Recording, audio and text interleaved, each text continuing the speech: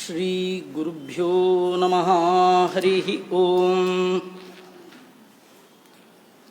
ಸೃಷ್ಟಿಸ್ಥಿತ್ಯಪ್ಯಯೇಹ ನಿಯತಿದೃಶಿತಮೋ ಬಂಧಮೋಕ್ಷಾಶ್ಚ ಯಸ್ಮಾತ್ ಅಸ್ಯ ಶ್ರೀ ಬ್ರಹ್ಮರುದ್ರ ಪ್ರಭೃತಿ ಸುರನರದ್ವೀಷ ಶತ್ರುತ್ಮಕಸ್ಯ ವಿಷ್ಣೋರ್ವ್ಯಸ್ತಾಃ ಸಮಸ್ತಾಃ ಸಕಲಗುಣನಿಧಿಃ ಸರ್ವದೋಷವ್ಯಪೇತಃ ಪೂರ್ಣಾನಂದೋ ವ್ಯಯೋ ಯೋ ಗುರುರಪಿ ಪರಮಶ್ಚಿಂತಯೇತಂ ಮಹಾಂತಂ.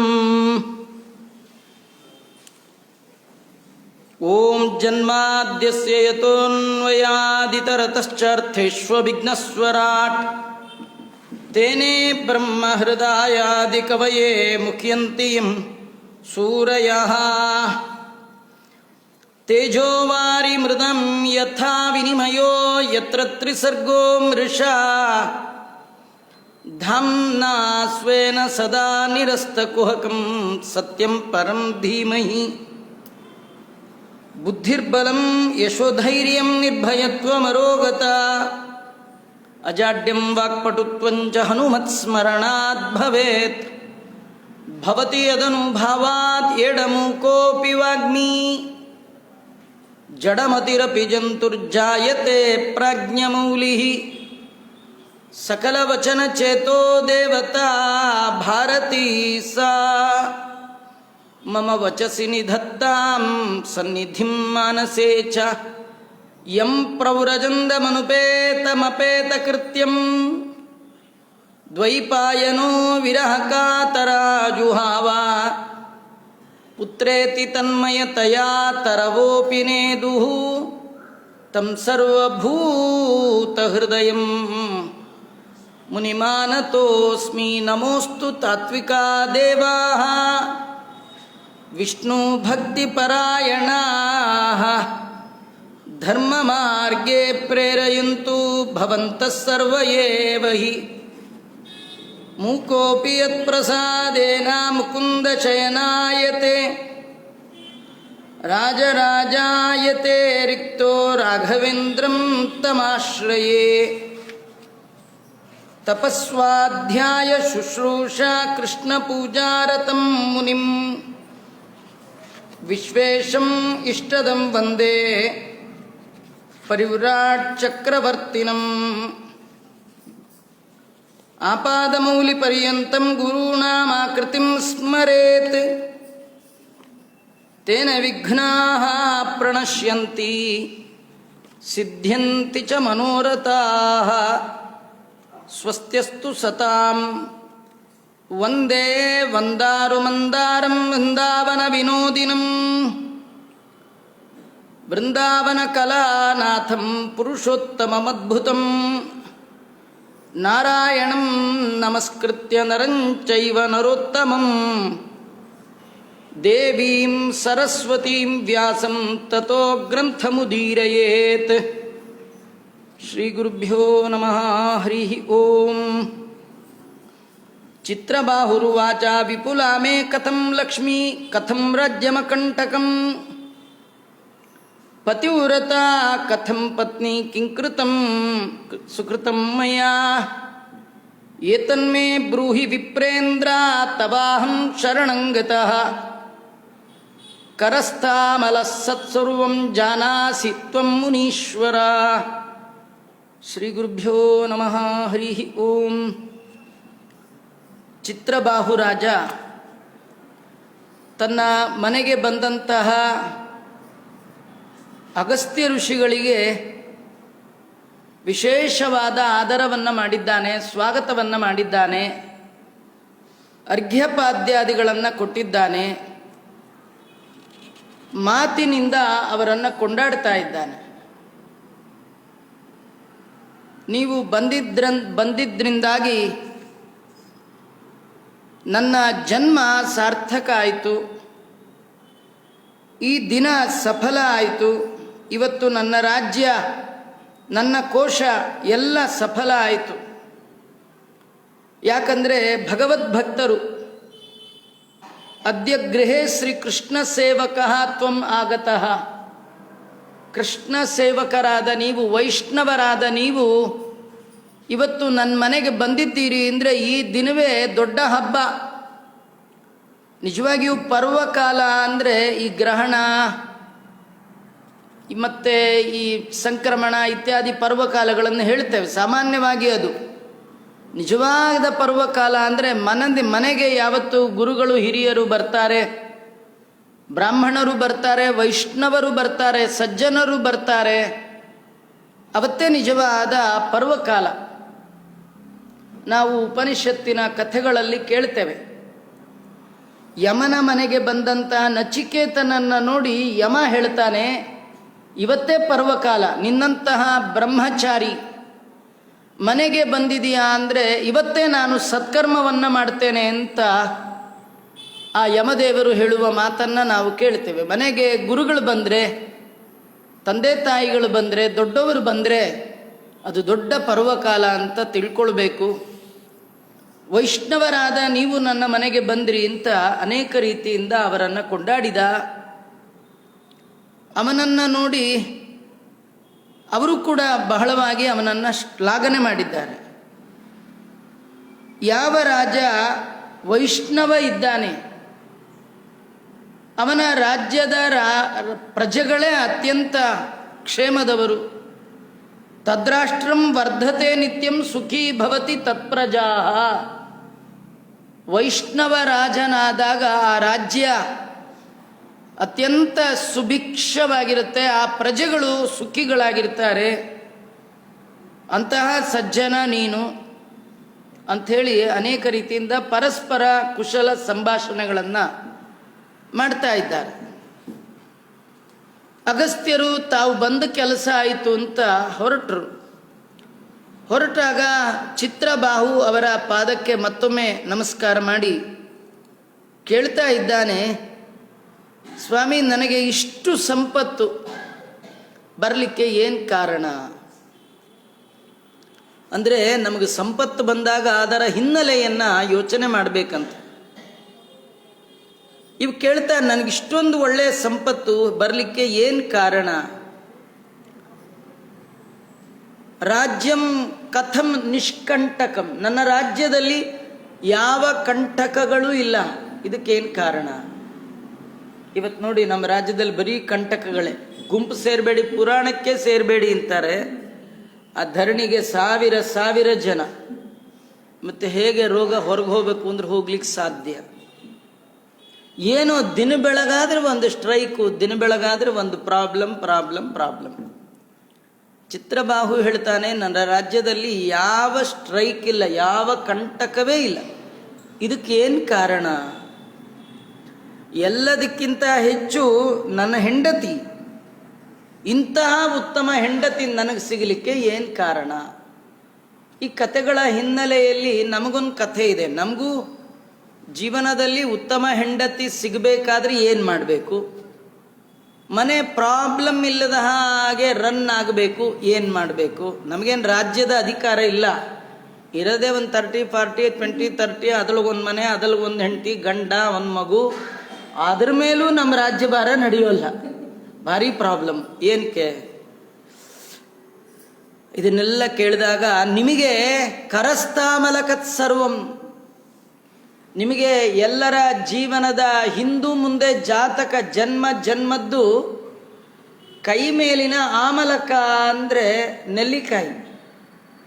ಒಂದು ಕೈಯಲ್ಲಿ ನೆಲ್ಲಿಕಾಯಿ ಹಿಡ್ಕೊಂಡ್ರೆ ಅದರ ಹಿಂದೆ ಮುಂದೆ ಒಳಗೆ ಕೆಳಗೆ ಮೇಲೆ ಎಲ್ಲ ಕಾಣುವಂತೆ ಒಬ್ಬನ ಮುಖ ನೋಡಿದ್ರೆ ಸಾಕು, ನೀವು ಅವನ ಜನ್ಮಾಂತರದ ಜಾತಕವನ್ನು ಜಾಲಾಡುವ ಸಾಮರ್ಥ್ಯ ನಿಮಗಿದೆ.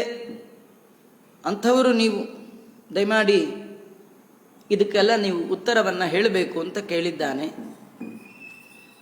ಒಂದೇ ಕ್ಷಣ ಅವರು ನಿನ್ನ ಜಾತಕ ತಗೊಂಡ್ಬಾ ಅಂತ ಹೇಳಲೇ ಇಲ್ಲ, ಒಂದೇ ಕ್ಷಣಕ್ಕೆ ಹೇಳ್ತಾ ಇದ್ದಾರೆ, ಮಯಾ ವಿಲೋಕಿತಂ ಸರ್ವಂ ಪ್ರಾಕ್ತನಂಚರಿತಂತವ.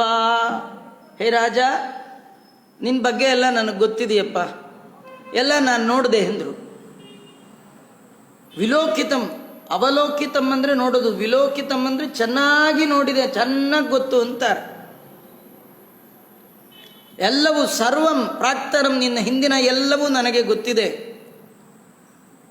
ತತ್ಸರ್ವಂ ಕಥಯಾಮಿ ಅದ್ಯ. ಇವತ್ತು ನಿನಗೆ ಹೇಳ್ತೇನೆ. ಬಹಳ ಹಿಂದಿನ ಕಥೆ ಇದು, ಇತಿಹಾಸಂ. ಕಥೆ ಅಂದರೆ ಕಾಲ್ಪನಿಕವಾದದ್ದಲ್ಲ, ನಡೆದದ್ದು, ಹಿಂದೆ ನಡೆದದ್ದು, ನಿನಗೆ ಸಂಬಂಧಪಟ್ಟದ್ದು ಹೇಳ್ತೇನೆ ಕೇಳು.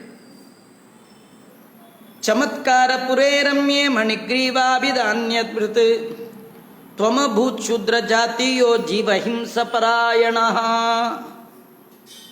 ನೀನು ಚಮತ್ಕಾರ ಅಂತ ಒಂದು ಊರಿನ ಹೆಸರೇ ಚಮತ್ಕಾರ. ಅಲ್ಲಿ ನೀನು ಹುಟ್ಟಿದ್ದೆ. ನಿನಗೆ ಮಣಿಗ್ರೀವ ಅಂತ ಹೆಸರು. ನೀನು ಶೂದ್ರ ಜಾತಿಯಲ್ಲಿ ಹುಟ್ಟಿದವ. ನೀನು ಹೊಟ್ಟೆ ತುಂಬಿಸಿಕೊಳ್ಳಿಕ್ಕೆ ಏನು ವೃತ್ತಿ ಇಟ್ಕೊಂಡಿದ್ದೆ ಅಂದರೆ ಪ್ರಾಣಿ ಹಿಂಸೆಯೇ ನಿನ್ನ ವೃತ್ತಿ. ವ್ಯಾಧನಾಗಿ ಜನ್ಮವನ್ನು ನಡೆಸ್ತಾ ಇದ್ದೆ. ಆ ಸಂದರ್ಭದಲ್ಲಿ ನಿನ್ನ ಬುದ್ಧಿಯಲ್ಲಿ ಆಸ್ತಿಕ್ಯ ಭಾವನೆ ಇರಲಿಲ್ಲ. ನೀನು ಶುದ್ಧ ನಾಸ್ತಿಕ. ದೇವರನ್ನು ನಂಬಿದವ ಅಲ್ಲ, ದೇವರನ್ನು ಮರೆತು ಜೀವನ ನಡೆಸುವವ, ದೇವರು ಇಲ್ಲ ಅನ್ನುವ ದುರ್ಬುದ್ಧಿಯವ.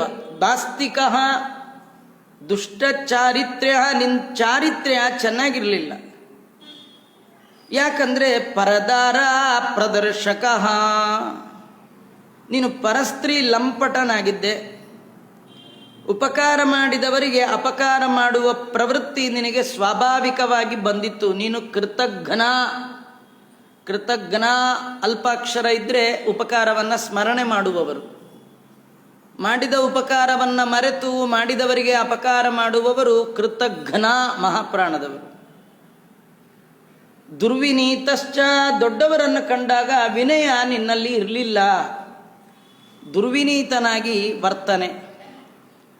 ಜೀವನದಲ್ಲಿ ಯಾವ ಸದಾಚಾರವನ್ನು, ಒಂದು ಪ್ರಿನ್ಸಿಪಲ್ಲು ನಿನಗಿರಲಿಲ್ಲ. ಶಿಷ್ಟಾಚಾರ ವಿವರ್ಜಿತ. ಯಾಚೇಯಂ ಭವತೋ ಮಾರಿಯ ಪೂರ್ವ ಜನ್ಮನಿ ಸುಂದರಿ. ನಿನ್ನ ಪಕ್ಕದಲ್ಲಿದ್ದಾಳಲ್ಲ ನಿನ್ನ ಹೆಂಡತಿ, ಇವಳೇ ಆ ಜನ್ಮದಲ್ಲೂ ಹೆಂಡತಿ. ಇವಳು ಸುಂದರಿ. ಆದರೆ ಇವಳು ಎಂಥವಳು ಅಂದರೆ ನಿನಗೆ ವಿರುದ್ಧ ಅಂದರೆ ನೀನು ಎಷ್ಟು ನಂಬರ್ 1 ಅಯೋಗ್ಯ, ಇವಳು ಅಷ್ಟು ನಂಬರ್ 1 ಉತ್ತಮಳು. ಕರ್ಮಣ ಮನಸ ವಾಚ ಪತಿ ಸೇವಾ ಪರಾಯಣ. ಮಾತಿನಿಂದಾಗಲಿ ಮನಸ್ಸಿನಿಂದಾಗಲಿ ದೇಹದಿಂದಾಗಲಿ ಪತಿ ಬಿಟ್ಟು ಇನ್ನೊಬ್ಬರ ಚಿಂತನೆ ಮಾಡಿದವಳಲ್ಲ ಇವಳು.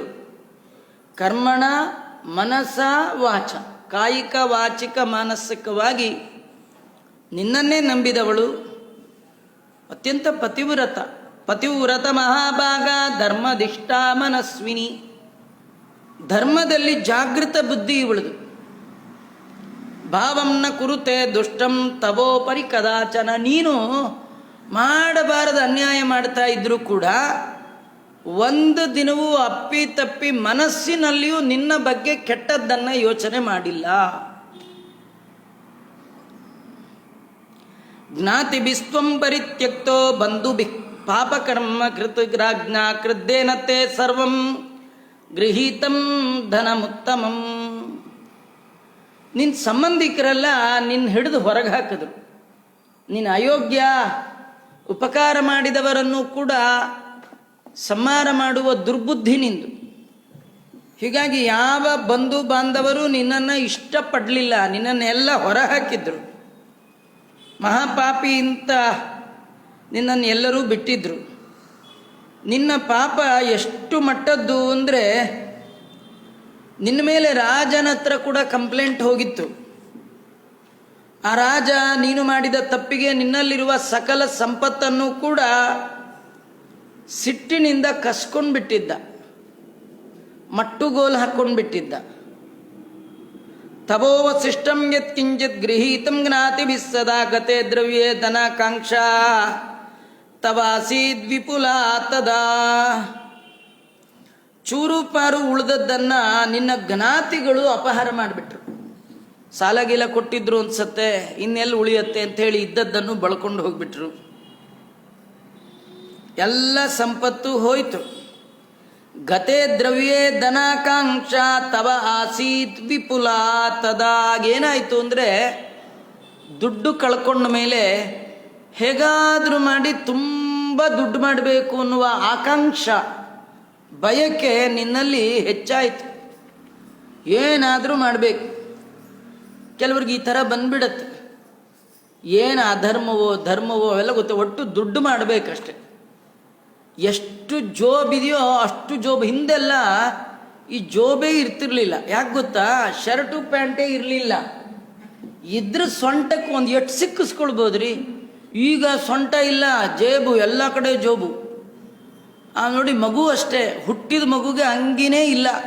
ಏನೋ ಒಂದು ಟವಲ್ಲು, ಅದು ಹಳೆ ಬಟ್ಟೆ ಸುತ್ತೇ ಕಳಿಸ್ತಾರೆ. ಆ ಮಗುಗೆ ಮೊದಲಿದ್ದದ್ದು ಬಟ್ಟೆ, ಸುಮ್ಮನೆ ಏನೋ ಒಂದು ಹೊತ್ಕೊಳ್ಳಿಕ್ಕೆ. ಸ್ವಲ್ಪ ದೊಡ್ಡದಾಗ್ತಾ ಆಗ್ತಾ ಅದಕ್ಕೆ ಡ್ರೆಸ್ ಡಿಫ್ರೆಂಟ್ ಆಯಿತು. ಕಡೆಗೆ ದೊಡ್ಡದಾಗ್ತಾ ಆಗ್ತಾ ಇನ್ನೂ ಡ್ರೆಸ್ ಚೇಂಜು. ಆಮೇಲೆ ಸ್ವಲ್ಪ ದೊಡ್ಡದಾದ್ಮೇಲೆ ಶರ್ಟ್ಗೊಂದು ಪಾಕೆಟ್ಗೊಂದಷ್ಟು ಮನಿ. ಅದೇನಾಯಿತು? Pocket money. ಪಾಕೆಟ್ ಇರೋದೇ ಮನಿಗೆ ಅಂತಾಗಿ ಮುಂದೆ ಆ ಮಗು ಶರ್ಟ್ ಕೆಳಗೊಂದು ಪ್ಯಾಂಟ್ ಹಾಕ್ಕೊಳ್ತು. ಪ್ಯಾಂಟ್ ಒಳಗೆ ಹಿಂದೆ ಮುಂದೆ ಸೈಡು ಎಲ್ಲ ಜೋಬಲ್ಲೆಲ್ಲ ಏನಿರಬೇಕು? ದುಡ್ಡು. ಅದ್ರ ಮೇಲೆ ಒಳಗೊಂದು ಪ್ಯಾಕೆಟ್, ಅದು ಕಳ್ಳ ಪ್ಯಾಕೆಟ್, ಅದು ಮನಿ ಬ್ಲಾಕ್ ಮಾಡ್ಲಿಕ್ಕೆ ಇಡುವಂಥದ್ದು. ಇದು ಜೇಬು ಮೈ ಮೇಲೆಲ್ಲ, ಕಡೆಗೆ ಮನೇಲಿ, ಗೋಡೆಲಿ, ತಿಪ್ಪೆಲಿ, ಎಲ್ಲೆಲ್ಲಿ ಸಾಧ್ಯ ಇದೆಯೋ ಅಲ್ಲೆಲ್ಲ ಮುಚ್ಚಿ ಮುಚ್ಚಿ ಮುಚ್ಚಿ ಇಡುವ ದುರ್ಬುದ್ಧಿ. ಮನುಷ್ಯನಿಗೆ ಯಾವ ಆಸೆನೂ ಸಾಕಾಗ್ಬೋದು, ಆದರೆ ದುಡ್ಡಿನ ಆಸೆ ಸಾಕೋಗೋದೇ ಇಲ್ಲಂತ. ಇದು ದುರ್ಬುದ್ಧಿ. ಅಗಸ್ತ್ಯರು ಚಿತ್ರಬಾಹು ರಾಜನಿಗೆ ಅವನ ಜನ್ಮಾಂತರದ ಕಥೆಯನ್ನು ಹೇಳ್ತಾ, ನಿನಗೆ ಆ ಜನ್ಮದಲ್ಲಿ ಏನಾದರೂ ಮಾಡಿ ದುಡ್ಡು ಮಾಡಬೇಕು ಅನ್ನುವ ಆಕಾಂಕ್ಷೆ ಹೆಚ್ಚಾಯಿತು. ಕ್ಷಯಮಾಣೆ ದನೇ ಸಾಧ್ವಿ ನತ್ವಾಂ ತ್ಯಜದುನ್ಮನಾಃ ಏವಂ ತಿರಸ್ಕೃತ ಸರ್ವೈ ಗತವಾನ್ ನಿರ್ಜನಂ ವನಂ. ಎಲ್ಲ ನಿನ್ನನ್ನು ಬಿಟ್ಟಿದ್ರು, ನಿನ್ನಲ್ಲಿರುವ ಸಂಪತ್ತನ್ನು ನೀನು ಕಳ್ಕೊಂಡಿದ್ರು, ನಿನ್ನ ಹೆಂಡತಿ ಮಾತ್ರ ಮೊದಲು ಹೇಗಿದ್ಲೋ ಆಗಲೂ ಹಾಗೆ ಇದ್ಲು. ಕಡೆಗೆ ಎಲ್ಲರಿಂದ ತಿರಸ್ಕೃತನಾದ ನೀನು ನಿನ್ನ ಹೆಂಡತಿ ಜೊತೆಗೆ ಒಂದು ನಿರ್ಜನವಾದ ಅರಣ್ಯಕ್ಕೆ ಹೋಗಿ ವಾಸ ಮಾಡಲಿಕ್ಕೆ ಆರಂಭ ಮಾಡಿದೆ ಅಂತಾರೆ. ನಿರ್ಜನವಾದ ಅರಣ್ಯದಲ್ಲಿ ಮಾಡುವಾಗ ಹತ್ವಾ ಜೀವಾನನೇಕಾಂಶ್ಚ ಚಕರ್ತಾತ್ಮ ಪೋಷಣಂ ಏವಂ ವರ್ತಯತಸ್ತಸ್ಯ ಪತ್ನ್ಯಾ ಸಹ ಮಹೀಪತೆ. ಹೇ ರಾಜ, ನೀನು ಕಾಡಿಗೆ ಬಂದ ಮೇಲೆ ಹೊಟ್ಟೆ ಹೊರ್ಕೊಳ್ಳೋ ಸಲುವಾಗಿ ಅನೇಕ ಜೀವ ಹತ್ಯೆ ಮಾಡಿದೆ, ಪ್ರಾಣಿ ಹತ್ಯೆ ಮಾಡಿದೆ. ಒಂದು ಸಲ ಬೇಟೆ ಆಡ್ಲಿಕ್ಕೋಸ್ಕರವಾಗಿ ಬಿಲ್ಲನ್ನು ಹಿಡಿದು ಹೊರಟೆ. ಏಕದಾ ಧನುರುದ್ಯಮ್ಯ ಮಣಿಗ್ರೀವೋ ವನಂಗತ ಬಹುವ್ಯಾಲ ಸಮಾಕಿರಣಂ ಮೃಗ ಮಾಂಸಂ ಜಿಕ್ಷಯ. ಆ ಮೃಗದ ಮಾಂಸವನ್ನು ತರಬೇಕು ಅಂತ ಬಿಲ್ಲು ಬಾಣ ಹಿಡ್ಕೊಂಡು ಅನೇಕ ಜಿಂಕೆಗಳಿಂದ ಕೂಡಿರ್ತಕ್ಕಂಥ ಒಂದು ಅರಣ್ಯವನ್ನು ಪ್ರವೇಶ ಮಾಡಿದೆ. ತಸ್ಮಿನ್ ನಿರ್ಮಾನುಷೇರಣ್ಯೇ ಮಧ್ಯೆ ಮಾರ್ಗಂ ಮಹಾಮುನಿ ಉಗ್ರದೇವ ಇತಿ ಖ್ಯಾತೋ ದಿಗ್ಮೂಢೋ ವಿಕ್ವಲೋ ಭವತು. ಹಾಗೆ ಹೋದ ಸಂದರ್ಭದಲ್ಲಿ ಆ ನಿರ್ಜನರವಾದ ಅರಣ್ಯದಲ್ಲಿ ಒಬ್ಬ ಬ್ರಾಹ್ಮಣ, ಒಬ್ಬ ತಪಸ್ವಿ ಎಲ್ಲೋ ಹೊರಟಿದ್ದ. ಭಾರಿ ಬಿಸಿಲು. ಅವನಿಗೆ ದಿಕ್ಕು ತಪ್ಪಿ ಅರಣ್ಯ ಪ್ರವೇಶ ಮಾಡಿಬಿಟ್ಟಿದ್ದ ಮುನಿ. ಅವನ ಹೆಸರು ಉಗ್ರದೇವ ಅಂತ. ಅವನಿಗೆ ಭಯ ಆಗ್ತಾ ಇದೆ. ಒಬ್ಬರು ಜನನೇ ಕಾಣ್ತಾ ಇಲ್ಲ, ದಾರಿನೂ ತೋಚ್ತಾ ಇಲ್ಲ, ಹಸಿವು, ಬಾಯಾರಿಕೆ, ರಣರಣ ಬಿಸಿಲು. ಇಷ್ಟು ಬಾಯಾರಿಕೆ ಆಗಿತ್ತಂದರೆ ತೃಷಾ ಸಂಪೀಡಿತೋತ್ಯರ್ಥಂ ಮಧ್ಯಂದಿನ ಗತೇರವೌ. ಬೆಳಗ್ಗೆಯಿಂದ ಹೇಗೋ ತಡ್ಕೊಂಡಿದ್ದ. ಮಧ್ಯಾಹ್ನ ಕಾಲ ಸೂರ್ಯ ನೆತ್ತಿ ಮೇಲೆ ಬಂದ ಪ್ರಸಂಗದಲ್ಲಿ ಉಗ್ರದೇವ ಬ್ರಾಹ್ಮಣನಿಗೆ ಅತಿಯಾದ ಬಾಯಾರಿಕೆ ಆಯಿತು. ತತ್ರೈವ ಪತಿತಃ. ಆ ನಿರ್ಜನವಾದ ಅರಣ್ಯದ ಕಾಡಿನ ಮಧ್ಯದಲ್ಲಿ ಆ ಬ್ರಾಹ್ಮಣ ತಲೆ ಸುತ್ತಿ ಬಾಯಾರಿಕೆಯಿಂದ ಅಲ್ಲೇ ಬಿದ್ದ. ಮೂರ್ಛೆ ಬಂದುಬಿಡ್ತು. ತಂ ದೃಷ್ಟ್ವಾ ತೇ ದಯಾ ಜಾತ ದಿಗ್ಭ್ರಶ್ಯಂ ದುಃಖಿತಂ ದ್ವಿಜಂ ಉತ್ತಾಪ್ಯ ತಂ ದ್ವಿಜನ್ಮಾನಂ ಗೃಹೀತ್ವಾ ಸ್ವಾಶ್ರಮಂ ಗತಃ. ಆ ಮುದಿಯ ವಯಸ್ಸಾದಂತಹ ಬ್ರಾಹ್ಮಣ ಬಾಯಾರಿಕೆಯಿಂದ ಕೆಳಗೆ ಬಿದ್ದದ್ದನ್ನು ನೋಡಿ, ಮಣಿಗ್ರೀವ, ಬೇಟೆಗಾರನಾದ ನಿನಗೆ ದಯ ಬಂತು ಅಂತಾರೆ. ತೇ ದಯಾಜಾತ, ನಿನಗೆ ದಯ ಹುಟ್ಟಿತು. ದಿಕ್ಕು ಕಾಣದೆ ಬಿದ್ದ ಆ ಬ್ರಾಹ್ಮಣನನ್ನು ಎತ್ತಿ ಅವನನ್ನು ನಿನ್ನ ಮನೆಗೆ ಕರ್ಕೊಂಡು ಹೋಗಿ ಉಪಚಾರ ಮಾಡಿದೆ. ತುಂಬ ಹೊತ್ತು ಅವನ ವಿಶ್ರಾಂತಿ ತಗೊಂಡ ಆಯಾಸ ಆಗಿತ್ತು. ಆ ಹೆಂಡತಿ ಮೊದಲೇ ಧರ್ಮಿಷ್ಠಳು, ಒಳ್ಳೆ ಋಷಿಯನ್ನು ಬೇರೆ ಈ ಗಂಡ ಕರ್ಕೊಂಡು ಬಂದಿದ್ದ. ಮನೆಯೊಳಗೆ ಏನು ಪದಾರ್ಥಗಳಿತ್ತೋ ಅದರಿಂದಲೇ ಆ ಬ್ರಾಹ್ಮಣನಿಗೆ ಸೇವೆಯನ್ನು ಮಾಡಿದ್ದಾಳೆ. ತಣ್ಣನೆಯ ಗಾಳಿ ಹಾಕಿದ್ದಾಳೆ, ತಣ್ಣನೆಯ ನೀರನ್ನು ತಂದು ಪಾದಕ್ಕೆ ಹಾಕಿದ್ದಾರೆ. ಇವರೆಲ್ಲ ಮಾಡೋ ಸೇವೆ, ಅದರಿಂದ ಅವನಿಗೆ ಸ್ವಲ್ಪ ಮೈಯಲ್ಲಿ ಚೇತರಿಕೆ ಬಂತು. ಎದ್ದು ಕೂತ, ಅವರಿಬ್ಬರನ್ನ ನೋಡ್ದ. ದಂಪತಿಭ್ಯಾಂ ಕೃತ ಸೇವಾ ದುಃಖಿತಸ್ಯ ದ್ವಿಜನ್ಮನಃ ಉಗ್ರದೇವೋ ಮಹಾಯೋಗಿ ಮುಹೂರ್ತಾನಂತರಂ ತದಾ. ಅವನಿಗೆ ಆಶ್ಚರ್ಯ ಆಯಿತು. ಅಲ್ಲ, ನಾನು ಕಾಡಿನ ಮಧ್ಯದಲ್ಲಿದ್ದೆ, ನನ್ನನ್ನು ಇಲ್ಲಿಗೆ ಕರ್ಕೊಂಡು ಬಂದವರು ಯಾರು ಅಂತ ವಿಚಾರ ಮಾಡ್ತಾ ಇದ್ದಾನೆ. ಆ ಕಾಲದಲ್ಲಿ ಆ ದಂಪತಿಗಳು ಮುಂದೆ ಬಂದು ಹೇಳ್ತಾ ಇದ್ದಾರೆ, ಮಣಿಗ್ರೀವೋ ಅವದ್ವಿಪ್ರಂ ರಮಣೀಯಮಿದಂ ಸರಾತ್ರಾಸ್ತೆ ಶೀತಲಂ ವಾರಿ ಪದ್ಮಿನಿ ಪುಷ್ಪವಾಸಿತಂ. ಅವರು ಹೇಳ್ತಾ ಇದ್ದಾರೆ, ಸ್ವಾಮಿ, ನಿಮ್ಮನ್ನು ನಾನೇ ಕರ್ಕೊಂಡು ಬಂದಿದ್ದು, ನೀವೇನು ಯೋಚನೆ ಮಾಡಬೇಡಿ. ಇಲ್ಲಿ ಪಕ್ಕದಲ್ಲೇ ಒಂದು ಒಳ್ಳೆ ಸರೋವರ ಇದೆ, ಒಳ್ಳೆ ಕಮಲ ಪುಷ್ಪಗಳಿಂದ ಸುವಾಸಿತವಾದ ತಣ್ಣನೆಯ ಜಲ. ತತ್ರ ಸ್ನಾತ್ವಾ ಜಲೇ ಶೀತೆ ಕೃತ್ವಾ ಪೌರಾಣಿಕಿ ಕ್ರಿಯಾ. ನೀವಲ್ಲಿ ಸಂಧ್ಯಾ ಸ್ನಾನ ಮಾಡ್ರಿ, ಮಧ್ಯಾಹ್ನ ಕಾಲದ ಸಂಧ್ಯಾ ವಂದನೆ ಇತ್ಯಾದಿಗಳೇನಿದೆ ಅದನ್ನು ಮಾಡ್ರಿ. ನಾನು ಹಣ್ಣುಗಳನ್ನು ತಂದಿಡ್ತೇನೆ, ಫಲಹಾರವನ್ನು ಸ್ವೀಕಾರ ಮಾಡಿ, ತಣ್ಣನೆಯ ನೀರನ್ನು ಕುಡಿರಿ.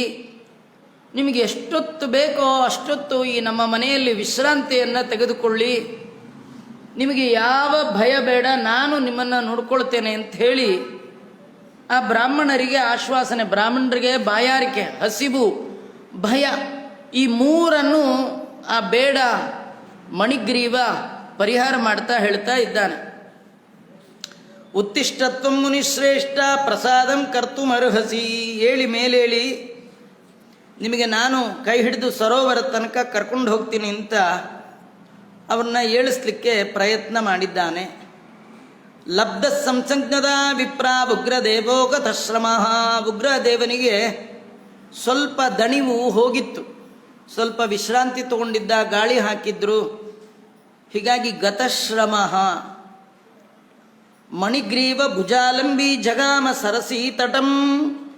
ಆ ವ್ಯಾಧನ ಭುಜಕ್ಕೆ ತನ್ನ ಕೈ ಹಾಕ್ಕೊಂಡು ಈ ಬ್ರಾಹ್ಮಣ ನಡಿಲಿಕ್ಕಾಗ್ತಿಲ್ಲ. ಅವನ ಭುಜದ ಮೇಲೆ ಕೈ ಹಾಕ್ಕೊಂಡು ಸರೋವರದ ಕಳೆಗೆ ಹೋಗಿದ್ದಾನೆ. ಉಪವಿಷ್ಟ ಚಿತ್ರಬಾಹೋ ತತ್ತಟೆ ವಟಶೋಭಿತೆ. ವಟವೃಕ್ಷದ ಕೆಳಗಿರುವಂತಹ ಒಳ್ಳೆ ಸರೋವರ. ಸ್ನಾನ ಆಮೇಲೆ ಮಾಡ್ತೇನೆ ಅಂತ ಮತ್ತೊಂದು ಸ್ವಲ್ಪ ಹೊತ್ತು ಕೂತ. ಆ ಮನೆಯಿಂದ ಅಲ್ಲಿಗೆ ಬರೋ ಅಷ್ಟೊತ್ತಿಗೆ ಸುಸ್ತು, ವಯಸ್ಸಾಗಿದೆ, ಕೂತ. ಆಮೇಲೆ ಸರೋವರದಲ್ಲಿ ಸ್ನಾನ ಮಾಡಿದ್ದಾರೆ. ಆಮೇಲೆ ವಾಸುದೇವಮ ಪೂಜಯತ್. ಸಾಲಿಗ್ರಾಮ ಗಿಲಿಗ್ರಾಮ ತಂದಿದ್ರು ಆಚಾರ್ಯರು, ಅದಿಟ್ಟು ಪೂಜೆ ಮಾಡಿದ್ದಾರೆ. ದೇವಾನ್ ಪಿತೃನ್ ಸಂತರ್ಪ್ಯ ಪಪೌ ನೀರಂ ಶುಶೀತಲಂ. ದೇವರ ಪೂಜೆ ಆದಮೇಲೆ ದೇವತರ್ಪಣ, ಪಿತೃತರ್ಪಣಗಳೇನು ಮಾಡಬೇಕು, ಬ್ರಹ್ಮ ಯಜ್ಞ, ಅದನ್ನು ಮಾಡಿದ್ದಾರೆ. ಎಲ್ಲ ಕತೆ ಇಷ್ಟೇ. ಈ ಕಥೆ ಒಳಗೆ ಇಷ್ಟೆಲ್ಲ ಕತೆ ಹೇಳಿದ್ರು ಒಂದು ಸಾರಾಂಶ ನಮಗೇನೆಂದರೆ, ಎಷ್ಟೇ ಹಶ್ವಾಗಿರಲಿ, ಎಷ್ಟೇ ಹೊತ್ತಾಗಿರಲಿ, ಬ್ರಾಹ್ಮಣ ಸ್ನಾನ ಬಿಟ್ಟಿಲ್ಲ, ದೇವರ ಪೂಜೆ ಬಿಟ್ಟಿಲ್ಲ. ಅರ್ಜೆಂಟ್ ಅಂಥೇಳಿ ಮೊದಲು ಕುಡಿತೀನಿ, ಮಿಕ್ಕಿದ್ದ ಆಮೇಲೆ ಮಾಡ್ತೀನಿ, ಈ ಸಂಪ್ರದಾಯದ ಬ್ರಾಹ್ಮಣ ಅಲ್ಲ. ಈ ಸಂಪ್ರದಾಯ ಇರೋರು ಬ್ರಾಹ್ಮಣರಲ್ಲ ಅನ್ನೋದನ್ನು ತೋರಿಸ್ಲಿಕ್ಕೆ ಇದೆಲ್ಲ ದೊಡ್ಡ ದೊಡ್ಡ ಕತೆ ಒಳಗೆ ಮೆಸೇಜ್ ಸ್ವಲ್ಪ ಇದೆ. ಆ ಮೆಸೇಜ್ ಏಕದಮ್ ಹೇಳಿದ್ರೆ ಕೇಳಲ್ಲ ಅಂತ ಅದಕ್ಕೆ ವ್ಯಾಸರು ಕಥಾ ಮುಖಾಂತರವಾಗಿ ನಮಗೆ ತಿಳಿಸ್ಕೊಡ್ತಾ ಇದ್ದಾರೆ. ತರ್ಪಣ ಕೊಟ್ಟ, ಎಲ್ಲ ಆಯಿತು, ನೀರು ಕುಡ್ದ. ಉಗ್ರದೇವಸ್ತತ ಶೀಘ್ರಂ ವಟಮೂಲಂ ಉಪಾಶ್ರಿತ.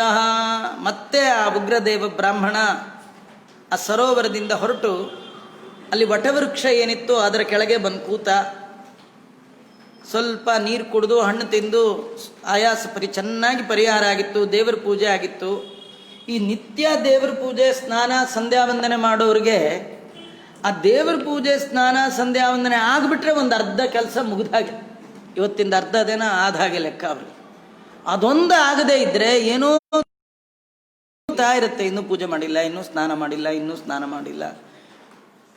ಈ ಬ್ರಾಹ್ಮಣನಿಗದಾಯ್ತಲ್ಲ, ಅರ್ಧ ಕೆಲಸ ಮುಗೀತು. ಆರಾಮಾಗಿ ವಟವೃಕ್ಷದ ಕೆಳಗೆ ಬಂದು ಕೂತಿದ್ದಾನೆ. ಆ ಸಂದರ್ಭದಲ್ಲಿ ಮಣಿಗ್ರೀವ ಸಪತ್ನೀಕೋ ನನಾಮ ಮುನಿ ಸತ್ತಮಂ ವಿನಯೇನಾವದದ್ವಾಚಂ ಆತಿಥ್ಯಂ ಕರ್ತು ಮನ್ಮುನಾ. ಆ ಮಣಿಗ್ರೀವ ಹೆಂಡತಿ ಸಮೇತವಾಗಿ ಬಂದು, ಸುಂದರಿ ಅನ್ನುವ ಹೆಂಡತಿಯ ಸಮೇತನಾಗಿ ಬಂದು ನಮಸ್ಕಾರ ಮಾಡಿದ್ದಾನೆ. ಕೇಳ್ತಾ ಇದ್ದಾನೆ, ಅಸ್ಮತ್ ಸಂತರಾಯಣ ಮಾದ್ಯ ಮದಾಶ್ರಯಮುಪಾಗತಃ ಬ್ರಹ್ಮನ್ ತದ್ದರ್ಶನಾದೇವ ಪಾಪಮ್ಮೇ ವಿಲಯಂಗತಂ.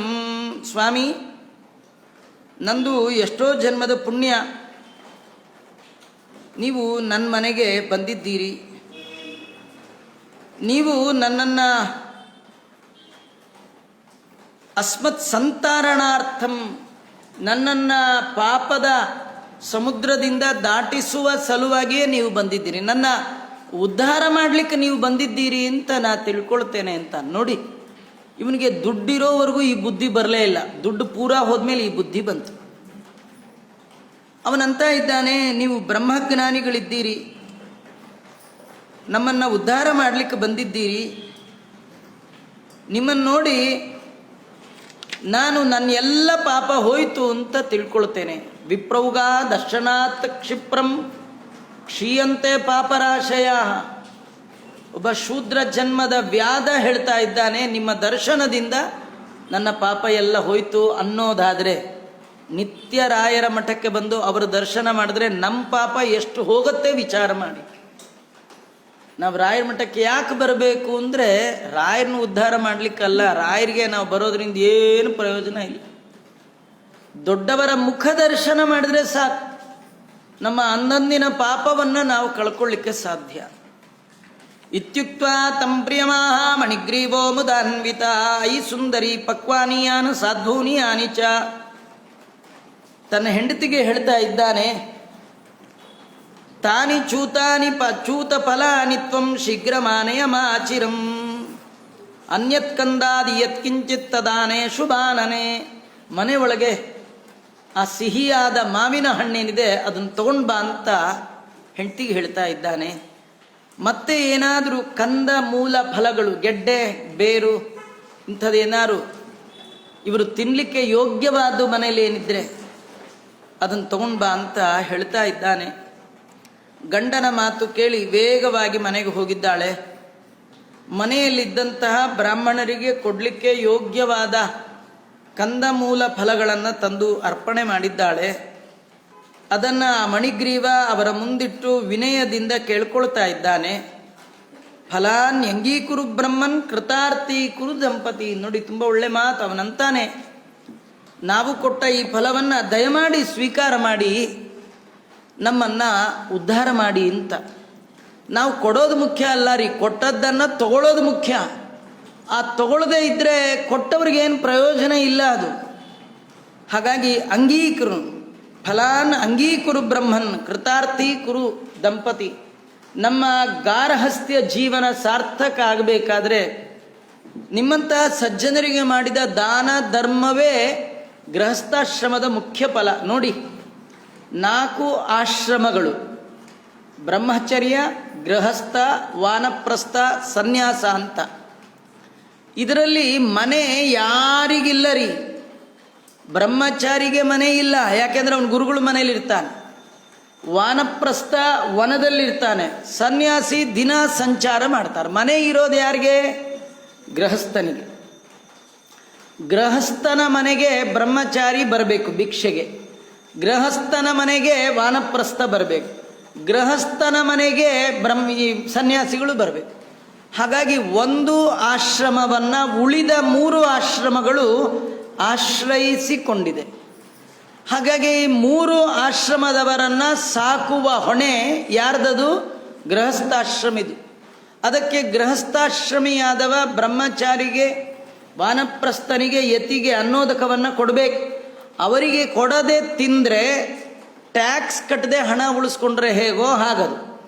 ಅದರಿಂದ ಯಾರಿಗೆ ಕೊಡಬೇಕೋ ಅವರಿಗೆಲ್ಲ ಕೊಡಬೇಕು. ಒಟೌ ದತ್ತ ಸಮದತ್ತಂ ಸ್ಯಾತ್ ಗೃಹಸ್ಥೇತು ದ್ವಿಗುಣಂ ಭವೇತ್ ವಾನಪ್ರಸ್ಥೇತು ಶತಗುಣಂ ಯತೌ ದತ್ತಂ ಅನಂತಕಂ. 4 ಜನರಿಗೂ ಕೊಡಬೇಕಂತ.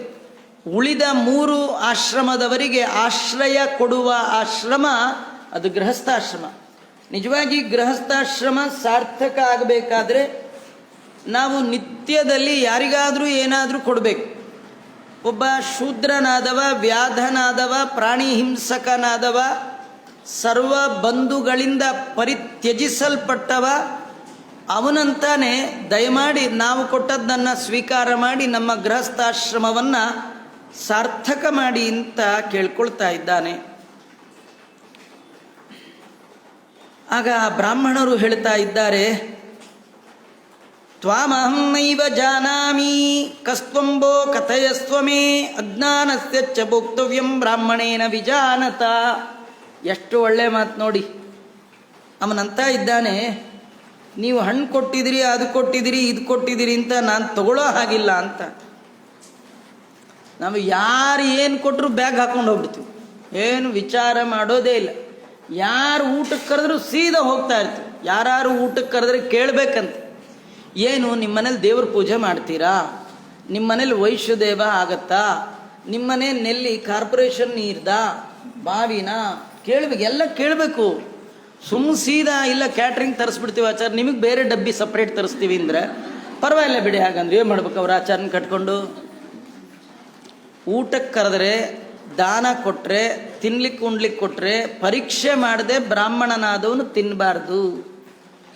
ಪುರಾಣಾಂತರಗಳಲ್ಲಿ ಹೇಳ್ತಾರೆ, ಯಾವ ಬ್ರಾಹ್ಮಣ ವಿಚಾರ ಮಾಡದೆ ಕೊಟ್ಟದ್ದೆಲ್ಲ ತಿಂತಾನೆ, ಕರೆದವ್ರ ಮನೆಗೆಲ್ಲ ಹೋಗ್ತಾನೆ, ಬಾಯಿ ಚಪಲದಿಂದ ಸಿಕ್ಕಿದ್ದೆಲ್ಲ ಬಾಯಿಗೆ ಹಾಕ್ಕೊಳ್ತಾನೆ, ಅವನು ಗೊಂಡಾರಣ್ಯದಲ್ಲಿ ಹುಲಿಯಾಗಿ ಹುಟ್ಟುತ್ತಾನೆ. ನೋಡಿ ವಿಚಾರ ಮಾಡಿ, ಏನಾಗ ಆಸೆ ಇದ್ರೆ ಪರವಾಗಿಲ್ಲ ಆಚಾರ್ಯ, ನ್ಯಾಷನಲ್ ಪ್ರಾಣಿ ಅದು ಹುಲಿ. ಸುಮ್ಮನೆ ಈ ಬ್ರಾಹ್ಮಣನ್ ಕೇಳೋದು ಹುಲಿ ಆದರೆ ಒಳ್ಳೇದ್ರಿ ಅಂತ ಯಾರಿಗಾರ ಆಸೆ ಇದ್ದರೆ ಹುಲಿನೇ ಆಗಿ, ಏನು ನಮಗೇನು ಬೇಜಾರಿಲ್ಲ. ಈ ನೋಡಿ ಉಗ್ರದೇವ ಬ್ರಾಹ್ಮಣ ಹಣ್ಣು ಹಂಪ್ಲಿಟ್ರೆ ಹಸಿವು ಬಾಯಾರಿಕೆಯಿಂದ ಬಳಲಿದ್ರೂ ಕೂಡ ಅವನಂತ ಇದ್ದಾನೆ, ತ್ವಾಮಹಂ ನೈವ ಜಾನಾಮಿ, ನೀವು ಯಾರೋ ನಂಗೆ ಗೊತ್ತಿಲ್ಲ, ಅಪರಿಚಿತರು ಕೊಟ್ಟದ್ದನ್ನು ಬ್ರಾಹ್ಮಣನಾದವ ವಿಚಾರ ಮಾಡದೆ ತಿನ್ನಬಾರ್ದು ಅಂತ ಹೇಳುತ್ತೆ. ಯಾರು ನೀವು ಹೇಳಿ, ಆಮೇಲೆ ನಾ ತಿಂತೀನಿ. ಅಜ್ಞಾನಸ್ಯ ಚ ಭೋಕ್ತವ್ಯಂ ಬ್ರಾಹ್ಮಣೇನ ವಿಜಾನತ. ಬೇರೆ ಪರಿಚಯ ಇಲ್ಲದವರು ಕೊಟ್ಟದ್ದನ್ನು ಅದನ್ನೆಂದೂ ಕೂಡ ಸ್ವೀಕಾರ ಮಾಡಬಾರ್ದು ಬ್ರಾಹ್ಮಣನಾದವ. ಆಗ ಮಣಿಗ್ರೀವ ಹೇಳ್ತಾನೆ, ಶೂದ್ರೋಹಂ ದ್ವಿಜಶಾರ್ದೂಲ ಮಣಿಗ್ರೀವಾಭಿಯಾನತಃ ಸ್ವಜನಜ್ಞಾತಿವರ್ಗೈಶ್ಚ ಪರಿತ್ಯಕ್ತ ಸ್ವಬಾಂಧವೈ. ನೋಡಿ ಅವನು ಮಣಿಗ್ರೀವ ಹೇಳ್ತಾನೆ, ನಾನು ಶೂದ್ರ. ಶೂದ್ರ ಅಂದ್ರೇನು ಕೆಳಗಂತಲ್ಲೇ ರೀ, ಅದು ತುಂಬ ಜನರ ತಪ್ಪು ಕಲ್ಪನೆ. ಶೂದ್ರ, ವೈಶ್ಯ, ಕ್ಷತ್ರಿಯ, ಬ್ರಾಹ್ಮಣ ಭಗವಂತನ ಒಂದೇ ದೇವರ ಬೇರೆ ಬೇರೆ ಅವಯವದಿಂದ ಹುಟ್ಟಿದವರು. ಹೀಗಾಗಿ ಕಾಲಿಂದ ಹುಟ್ಟಿದವ ಶೂದ್ರ. ಆ ಶೂದ್ರ ಅಂದ ಮಾತ್ರಕ್ಕೆ ನಾನು ಭಾಳ ಕೆಳಗೆ ಅವನ ಮೇಲೆ ಇಲ್ಲ. ಜಾತಿಯಿಂದ ಯಾರೂ ಮೇಲಾಗ್ಲಿಕ್ಕೆ ಸಾಧ್ಯ ಇಲ್ಲ, ಯಾರೂ ಕೆಳಗೆ ಆಗಲಿಕ್ಕೆ ಸಾಧ್ಯ ಇಲ್ಲ. ಅವನು ವರ್ಣಕ್ಕೆ ಅನುಗುಣವಾದ ಗುಣ ಇರಬೇಕು. ಗುಣದಿಂದ, ಗುಣ ಕರ್ಮ ವಿಭಾಗಶಃ, ಗುಣ ಇಲ್ಲ ಕರ್ಮ ಇಲ್ಲ. ವರ್ಣಕ್ಕೆ ಅನುಗುಣವಾದ ಗುಣ ಇಲ್ಲ, ವರ್ಣಕ್ಕೆ ಅನುಗುಣವಾದ ಕರ್ಮ ಇಲ್ಲ ಅಂತಾದರೆ ಅವನು ಕೇವಲ ಜಾತಿಯಿಂದ ಮಾತ್ರ ಅವನು ಬ್ರಾಹ್ಮಣ, ನಿಜವಾದ ಬ್ರಾಹ್ಮಣ ಆಗ್ಲಿಕ್ಕೆ ಸಾಧ್ಯ ಇಲ್ಲ. ಹಾಗಾಗಿ ಇವನು ಸತ್ಯವನ್ನು ಹೇಳ್ತಾ ಇದ್ದಾನೆ. ನಿಜವಾಗಿಯೂ ಸತ್ಯ ಹೇಳೋದೇ ಬ್ರಾಹ್ಮಣರ ಮೊದಲ ಲಕ್ಷಣ ಅಂತ. ಅವನೇನು ಸುಳ್ಳು ಹೇಳಲಿಲ್ಲ. ಅವನಂತಾನೆ ಶೂದ್ರೋಹಂ, ಅವನಿಗೆ ಅವನ ಬಗ್ಗೆ ಹೇಳ್ಕೊಳ್ಳಿಕ್ಕೆ ಕೀಳಿರಿಮೆ ಇಲ್ಲ. ಯಾಕೆಂದರೆ ಈ ಜಾತಿಯಿಂದ ಹಿರಿಮೆ ಕಿರಿಮೆ ಬರೋದಲ್ಲ, ಭಗವಂತ ಕೊಟ್ಟದ್ದು ಹುಟ್ಟದು, ನಾವು ಬಯಸಿ ಬಂದದ್ದಲ್ಲ. ದೇವರು ಕೊಟ್ಟ ಆ ಹುಟ್ಟು ನಾವು ಬಂದಿದ್ದೇವೆ. ದೇವರು ಕೊಟ್ಟದ್ದನ್ನು ಬಾಯಿ ತುಂಬ ಹೇಳ್ಕೊಳ್ಳಿಕ್ಕೇನು, ಸಾಧನೆ ಮಾಡಲಿಕ್ಕೆ, ಉದ್ಧಾರ ಮಾಡಲಿಕ್ಕೆ ಜಾತಿ ಅಡ್ಡ ಬರೋಲ್ಲ. ನಿಮ್ಮ ರೀತಿ ನೀತಿ ಅಡ್ಡ ಬರುತ್ತೆ. ಸರಿಯಾಗಿದ್ದರೆ ಎತ್ತರಕ್ಕೆ ಹೋಗ್ತೀರಿ, ಇಲ್ಲದೇ ಕೆಳಗೆ ಬೀಳ್ತೀರಿ, ಅಷ್ಟೇ, ಮತ್ತೇನು ವ್ಯತ್ಯಾಸ ಇಲ್ಲ. ಅದರಿಂದ ಶೂದ್ರೋಹಂ ದ್ವಿಜ ಶಾರ್ದೂಲ ಮಣಿಗ್ರೀವ ವಿಧಾನತಃ. ನನ್ನ ಹೆಸರು ಮಣಿಗ್ರೀವ, ನಾನು ಶೂದ್ರ, ನನ್ನ ಜನ ಎಲ್ಲ ನನ್ನನ್ನು ಹೊರಗೆ ಹಾಕಿದ್ದಾರೆ ಅಂಥೇಳಿ ಹೇಳ್ದ. ಉಗ್ರದೇವ ಪ್ರಸನ್ನ ಆತ್ಮ ತಥೋ ನೀರಮಪಿ ಪಪತ್ ತಥೋ ವಿಪ್ರಂ ಸುಖಾಸೀನಂ ಮಣಿಗ್ರೀವೋ ವದತ್ವಚಃ. ಇಷ್ಟೆಲ್ಲ ಹೇಳಿದಾಗ ಅವನ ಮಾತನ್ನು ಕೇಳಿ ಉಗ್ರದೇವ ಸಂತೋಷದಿಂದ ಆ ಹಣ್ಣನ್ನು ತಿನ್ನನು. ಹೋ, ನೀವು ಶೂದ್ರರ, ನೀವು ಕೊಟ್ಟಿದ್ದು ನಾವು ಅಂದಿಲ್ಲ. ಅವನು ಯಾಕೆ ತಗೊಂಡ ಅಂದರೆ ಸತ್ಯ ಹೇಳಿದ್ದಾನಲ್ಲ, ಅದು ದೊಡ್ಡ ಗುಣ. ಅಂದರೆ ಸಜ್ಜನರು ಅವರ ದೊಡ್ಡ ಗುಣ ಯಾವುದು ಅಂದರೆ ಜೀವನದಲ್ಲಿ ಸುಳ್ಳು ಆಡಲ್ಲ, ಸತ್ಯವನ್ನು ನುಡಿಯೋದಿದೆಯಲ್ಲ, ಅದು ಭಗವಂತನ ಅನುಗ್ರಹಕ್ಕೆ ಕಾರಣ ಆಗುವಂಥದ್ದು. ಹೀಗಾಗಿ ಅವನ ಮಾತು ಕೇಳಿದ, ಸಂತೋಷಪಟ್ಟ, ಅವನು ಕೊಟ್ಟ ಹಣ್ಣನ್ನು ಸ್ವೀಕಾರ ಮಾಡಿದ, ಸರೋವರದ ನೀರು ಕುಡ್ದ, ಸಂತೋಷದಿಂದ ಕೂತ. ಆಗ ಲಾಲಯಂ ತತ್ಪದಾಂಬೋಜ ಯುಗಂ ಸ್ವಾಂಕ ಗತಂ ಮುಹು. ಆ ಮಣಿಗ್ರೀವ ಏನು ಮಾಡ್ದ ನೋಡಿ, ಆ ಬ್ರಾಹ್ಮಣರದು ಫಲಾರ ಎಲ್ಲ ಮುಗಿದ ಮೇಲೆ ಅವರು ಸಾಮಾನ್ಯವಾಗಿ ಬ್ರಾಹ್ಮಣರು ಊಟ ಆಯಿತು ಅಂದರೆ ತಾಂಬೂಲಂ, ನೆಕ್ಸ್ಟ್ ಏನು ಚಾಪಿ ಅಂತ, ಅದು ಮಲಗಬೇಕು ಅವರು. ಅದು ಭೋಜನಾಂತರದಲ್ಲಿ ತಾಂಬೂಲ ಅಂದರೆ ಸ್ವಲ್ಪ ಕೂತ್ ಕಡೆನೇ ಒಂದು ಜಂಪ್ ನಿದ್ದೆ ಎದ್ದುಬಿಟ್ರೆ ಆರಾಮಾಗಿ ಆಗಿಬಿಡ್ತಾರೆ. ಹೀಗಾಗಿ ಆ ಆಚಾರ್ಯವು ಸ್ವಲ್ಪ ವಿಶ್ರಾಂತಿ ಬೇಕಾಯಿತು. ಹೀಗೆ ಹೊರಕೊಂಡ್ರು ಸುಮ್ಮನೆ ಹೊರ್ಕೊಳ್ತಾರ. ಚಕ್ಕಂಬಿಟ್ಲ ಹಾಕಿದ ಕಾಲು ಮೆಲ್ಲಗೆ ಚಾಚಿದ್ರು, ಆಚಾರ ಮೆಲ್ಲಗೆ ಚಾಚಿದ್ರು. ಇವನು ಕಾಯ್ತಾ ಇದ್ದ ಮಣಿಗ್ರೀವ ಯಾವಾಗ ಆಚಾರ ಕಾಲು ನೀಡ್ತಾರಂತ. ಅವ್ರು ನೀಡಿದ್ದೇ ತಡ, ಅವರ ಅನುಮತಿ ಪಡೆದು ಮೆಲ್ಲಗೆ ಅವ್ರ ಕಾಲು ತೆಗೆದು ತನ್ನ ತೊಡೆ ಮೇಲೆ ಇಟ್ಕೊಂಡು ಆ ಪಾದವನ್ನು ಮೆಲ್ಲಗೆ ಹೊತ್ತುತ್ತಾ ಇದ್ದಾನೆ. ಏನು ಪುಣ್ಯಾತ್ಮರಿ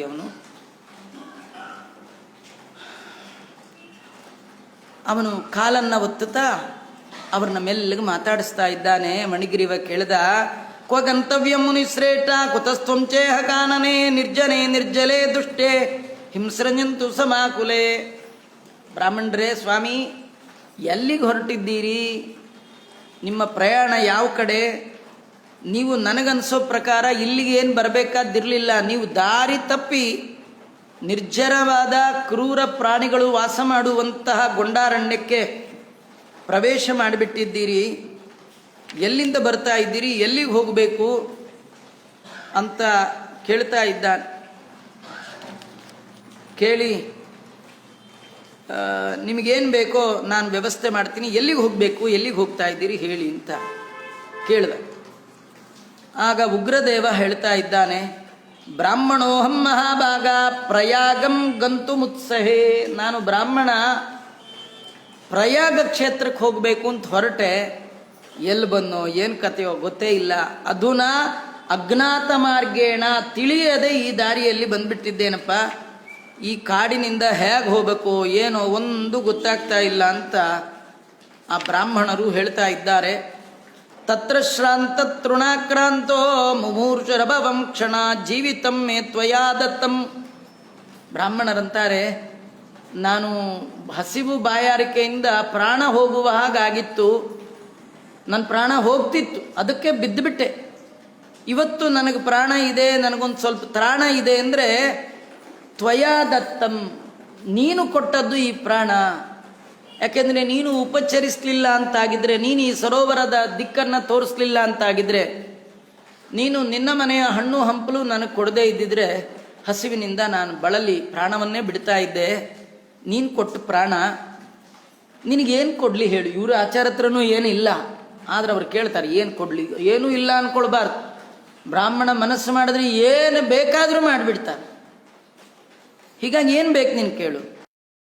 ನೀನು ಯಾಕೆ ಅರಣ್ಯಂ ಕೇನ ದುಃಖೇನ ದಂಪದಿಪ್ಯಾಂ ಸಮಾಶ್ರಿತಂ ತದ್ದುಃಖಂ ಅಪನೇಷ್ಯಾಮಿ ಮಣಿಗ್ರೀವ ವದಸ್ವಮೇ. ನೀವು ಯಾಕೆ ದಂಪತಿಗಳು, ನೀವಿಬ್ಬರೇ ಈ ಕ್ರೂರ ಜಂತುಗಳಿಂದ ಯುಕ್ತವಾದ ಈ ಕಾಡಿನಲ್ಲಿ ವಾಸ ಮಾಡ್ತಾ ಇದ್ದೀರಿ, ಇಷ್ಟು ದುಃಖಿಗಳಾಗಿದ್ದೀರಿ. ನಿಮ್ಮನ್ನು ನೋಡಿದ್ರೆ ನನಗೆ ಕರುಣೆ ಬರ್ತಾ ಇದೆ.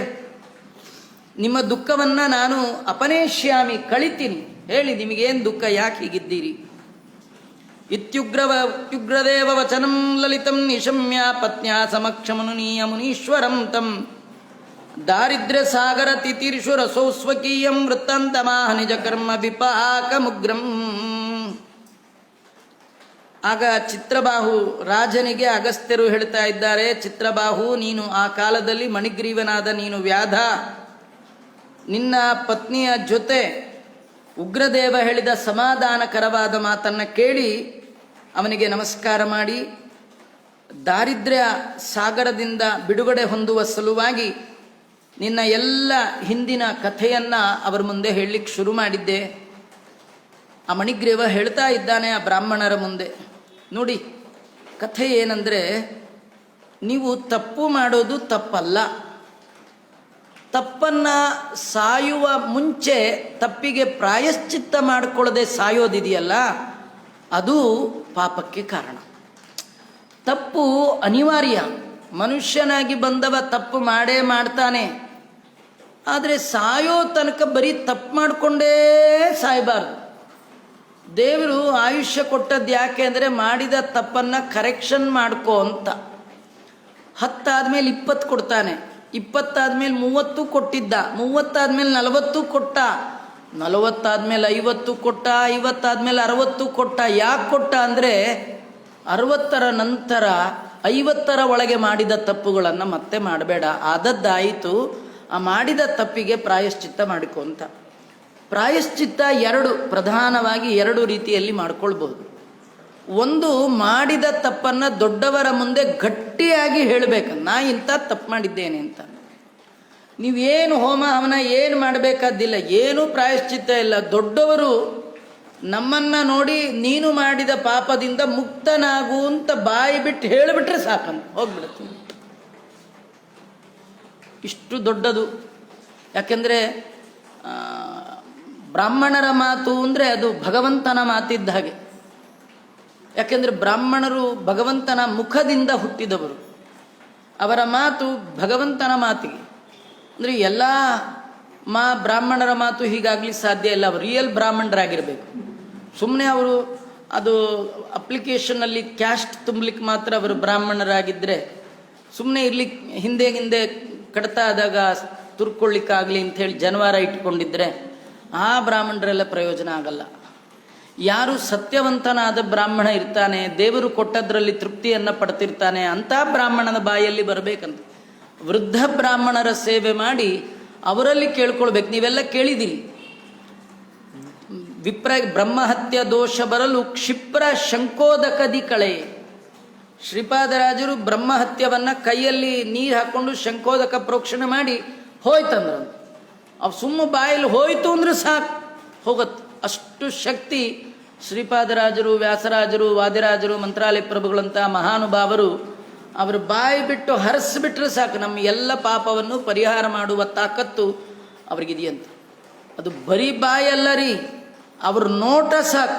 ಅದನ್ನೇ ಅಪ್ಪಣ್ಣಾಚಾರ್ಯ ಹೇಳಿದ್ದು, ಅಗಾದ್ರಿ ಸಂಭೇದನ ದೃಷ್ಟಿವಜ್ರ. ನಮ್ಮ ಎಲ್ಲ ಪಾಪವನ್ನು ಪರಿಹಾರ ಮಾಡುವ ಸಾಮರ್ಥ್ಯ ರಾಯರ ಮಾತಿಗಲ್ಲ, ಅವರ ನೋಟಕ್ಕಿದೆಯಂತೆ. ದೊಡ್ಡವರ ದೃಷ್ಟಿ ನಮ್ಮ ಮೇಲೆ ಬಿದ್ದರೆ ಸಾಕು, ಇನ್ನು ದೃಷ್ಟಿಗೆ ಇಷ್ಟು ಶಕ್ತಿ ಇಂದ ಮೇಲೆ ಅವರು ಬಾಯಿ ಬಿಟ್ಟು ನಿನಗೆ ಒಳ್ಳೆಯದಾಗಲಿ, ನಿನ್ನ ಪಾಪ ಪರಿಹಾರ ಆಗಲಿ ಅಂದ್ಬಿಟ್ರೆ ಎಷ್ಟು ಹೋದಿತ್ತು. ಹೀಗಾಗಿ ಆ ಬ್ರಾಹ್ಮಣರ ಮುಂದೆ ತನ್ನ ಎಲ್ಲವನ್ನೂ ಹೇಳ್ಕೊಳ್ತಾ ಇದ್ದಾನೆ. ಚಮತ್ಕಾರ ಪುರೇ ರಮ್ಯೆ ವಿದ್ವಜ್ಜನ ಸಮಾಕುಲೆ. ಇದು ಒಂದು ಪಾಪದ ಪ್ರಾಯಶ್ಚಿತ್ತ. ದೊಡ್ಡವರಾದ ಉಗ್ರದೇವರ ಮುಂದೆ ಆ ಮಣಿಗ್ರೀವ, ಶೂದ್ರ, ವ್ಯಾಧ ಏನೆಲ್ಲ ತಪ್ಪುಗಳನ್ನು ಮಾಡಿದ್ದ ಅದನ್ನೆಲ್ಲ ಒಪ್ಪಿಕೊಳ್ತಾ ಇದ್ದಾನೆ. ಇಂಥ ತಪ್ಪುಗಳನ್ನು ಮಾಡಿದ್ದೇನೆ, ನನ್ನ ಪೂರ್ವ ಜನ್ಮದ ಹಿಸ್ಟ್ರಿ, ಇತಿಹಾಸ ಹೀಗಿದೆ, ದಯಮಾಡಿ ನನ್ನನ್ನು ಉದ್ಧಾರ ಮಾಡಿ ಅಂತ ಕೇಳ್ಕೊಳ್ತಾ ಇದ್ದಾನೆ. ಅಂದರೆ ಮಾಡಿದ ತಪ್ಪನ್ನು ದೊಡ್ಡವರ ಮುಂದೆ ಗಟ್ಟಿಯಾಗಿ ಹೇಳಿ ಒಪ್ಪಿಕೊಳ್ಳೋದು ಒಂದು ಪ್ರಾಯಶ್ಚಿತ್ತವಾದರೆ, ಮಾಡಿದ ತಪ್ಪಿಗೆ ಶಾಸ್ತ್ರದಲ್ಲಿ ಏನು ಪ್ರಾಯಶ್ಚಿತ್ತ ಹೇಳಿದೆ ಅಂತ ತಿಳ್ಕೊಂಡು ಭಗವಂತನ ನಾಮ ಸಂಕೀರ್ತನೆಯೊಂದಿಗೆ ಆ ಪ್ರಾಯಶ್ಚಿತ್ತವನ್ನು ಮಾಡಿಕೊಂಡ್ರೆ ಸಂಪೂರ್ಣವಾಗಿ ಪಾಪವನ್ನು ಪರಿಹಾರ ಮಾಡಿಕೊಳ್ಳಿಕ್ಕೆ ಬರುತ್ತೆ ಅಂತ ಶಾಸ್ತ್ರಗಳು ಹೇಳ್ತಾ ಇದೆ. ಈ ಮಣಿಗ್ರೀವ ಅವರ ಮುಂದೆ ಎಲ್ಲ ಹೇಳ್ತಾ ಇದ್ದಾನೆ, ನಿಜ ಧರ್ಮ ಪರಿತ್ಯಾಗ ಕೃತೋ ಮೇ ದುಷ್ಟ ಬುದ್ಧಿನಃ. ನನ್ನ ವರ್ಣ ಆಶ್ರಮಕ್ಕೆ ವಿಹಿತವಾದ ಧರ್ಮ ಕರ್ಮವನ್ನು ಬಿಟ್ಟವ ನಾನು. ಯಾಕೆ ಬಿಟ್ಟೆ ಅಂದರೆ ದುಷ್ಟ ಬುದ್ಧಿಯಿಂದ ಬಿಟ್ಟೆ, ಮಾಡಬಾರದ ಕೆಲಸವನ್ನು ಮಾಡಿದ್ದೇನೆ. ಪರಸ್ತ್ರೀ ಸೇವನಂ ನಿತ್ಯಂ ಅಪೇಯಂ ಪೀಯತೆ ಸ್ಮಃ, ಕುಡಿಯಬಾರದನ್ನು ಕುಡಿದಿದ್ದೇನೆ, ಪರಸ್ತ್ರೀ ಸಹವಾಸ ಮಾಡಿದ್ದೇನೆ, ಚೌರ್ಯ ಮಾಡಿದ್ದೇನೆ, ಹಿಂಸೆಯನ್ನು ಮಾಡಿದ್ದೇನೆ.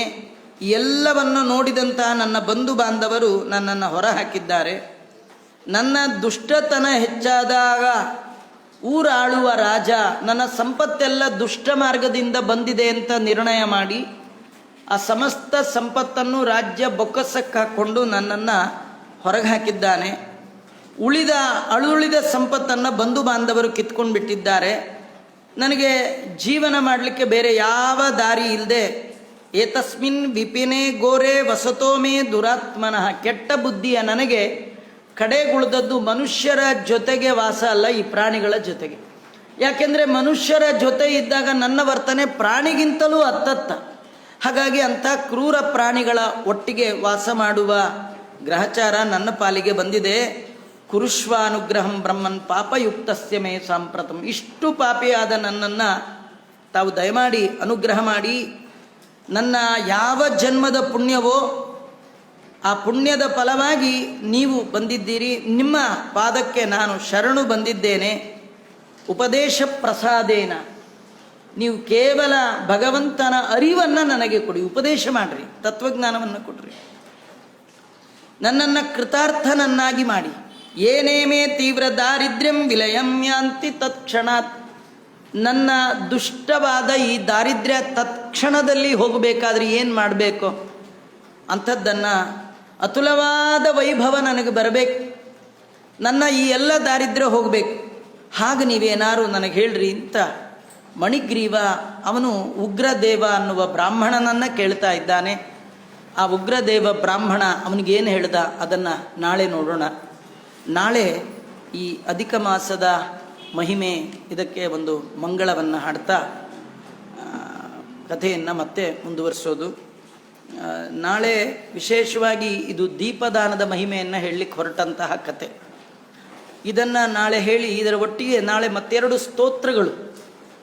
ಒಂದು ನಾವೆಲ್ಲ ನಿತ್ಯ ಪಾರಾಯಣ ಮಾಡುವಂತಹ ಸ್ತೋತ್ರ ಬ್ರಹ್ಮಪಾರ ಸ್ತೋತ್ರ ಅಂತ, ಅದನ್ನು ಈ ಅಧಿಕ ಮಾಸದಲ್ಲಿ ಆ ಋಷಿಗಳು ಕಂಡು ದೇವರ ಆರಾಧನೆ ಮಾಡಿ ಸಿದ್ಧಿ ಪಡೆದ ಕಾಲ ಇದು ಬ್ರಹ್ಮಪಾರ ಸ್ತೋತ್ರ.